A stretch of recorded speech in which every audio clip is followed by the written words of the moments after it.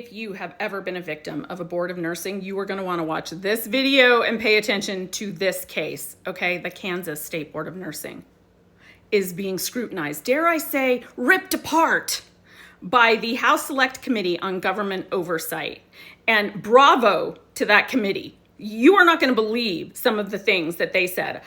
It's 2 days, okay, 2 8-hour days.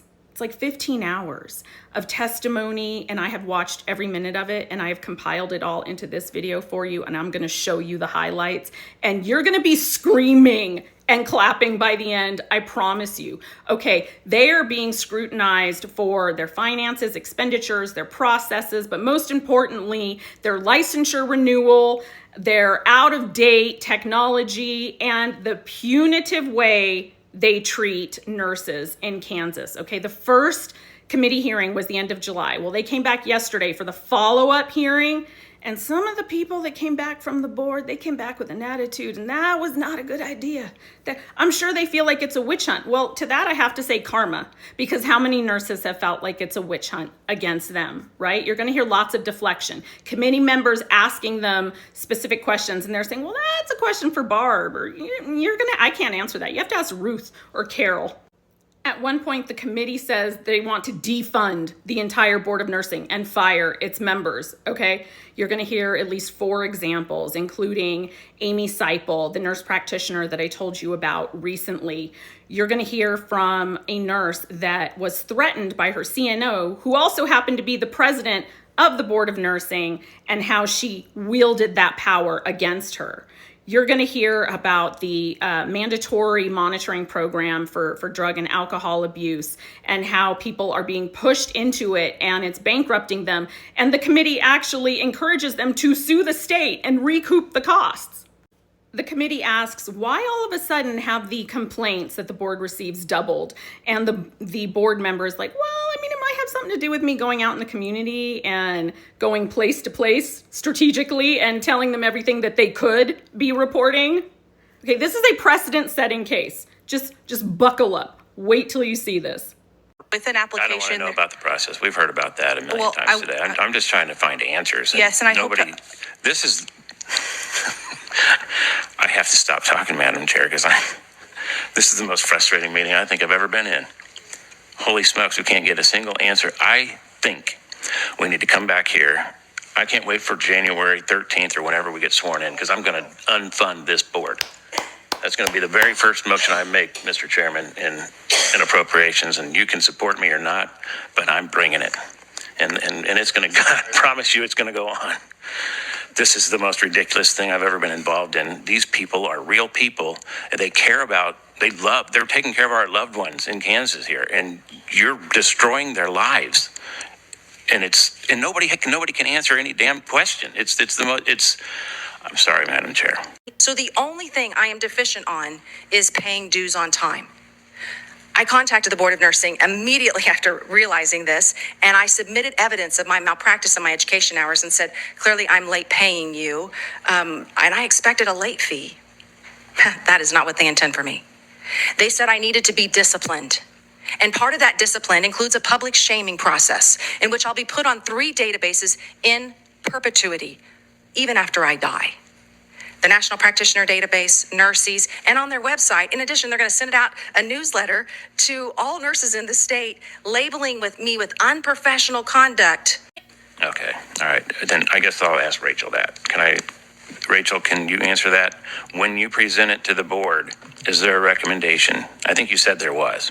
So I do not present to the board the cases. My God, nobody answers any questions. I'm going to answer the process. So we have a great flow chart that shows the complaints that are directed toward a nurse. What about complaints that are directed towards the Kansas State Board of Nursing? Those don't come to me. Okay. So those go to Carol. Okay. And I proceeded to give Juliana a handoff report. She told me that what I was doing was patient abandonment, and it was reportable against my nursing license. I told her that it was not patient abandonment, as I was working in an administrative role and had no patients in my care. She then told me it was job abandonment, and that was reportable against my license. Then Juliana states, "You don't want to do this, Taryn. I'm the president of the Kansas State Board of Nursing. This is job abandonment and reportable. I can show you the Kansas Nurse Practice Act."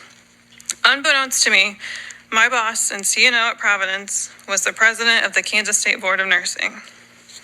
She used her position with the board to threaten me into staying and to continue to work under distress.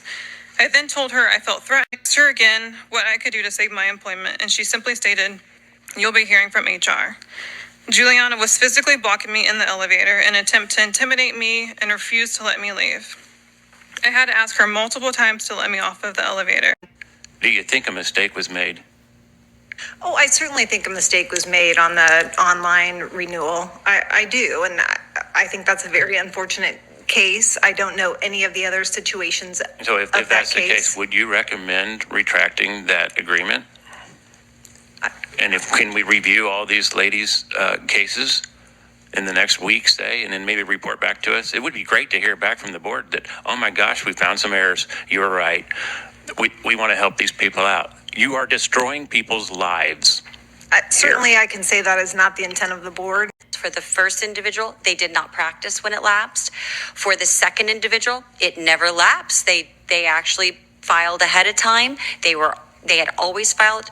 Your board took the money, and then only later did she discover that she had hit the wrong button, and then you made her pay again, and then she had to sign the consent agreement, and then her life was turned upside down, and she spent thousands and thousands of dollars. So in that case, she really didn't have a lapse. Nobody even told her that she'd hit the wrong button. So in that case, there wasn't. There was another case of an individual who also did not have a lapse. Unfortunately, he's deceased. And you still have his name on file for disciplinary action. He did not let it lapse. In fact, he corrected it prior.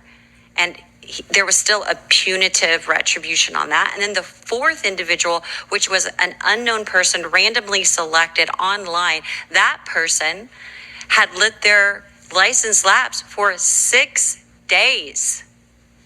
And they had a $500 fine, plus they had to go take continuing education on top of that. Plus, they were considered unprofessional conduct. That is really punitive. What the state of Kansas is doing is unforgivable.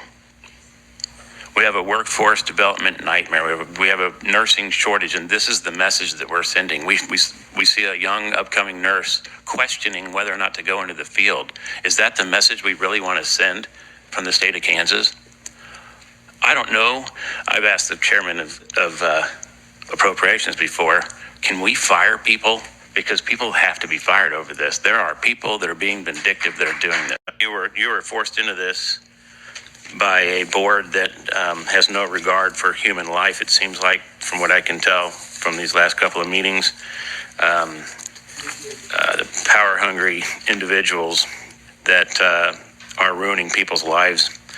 And I think you have a couple of good cases here. I think you have a case, I don't know what the statute of limitation is, against your employer that was retaliatory, but you certainly have a case against the state for all your expenses and lost wages. And I think there's a lot of people in this room that have legitimate claims against the state for what we put you through. And when I say we, I mean the Board of Nursing and the people that run it and the director.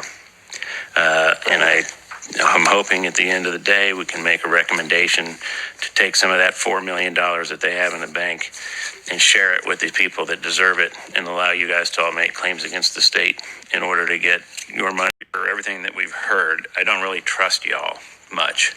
And it kind of feels like you're using it as an excuse. And so, and we've heard the human side of this from the nurses. And operating according to those statutes and rules.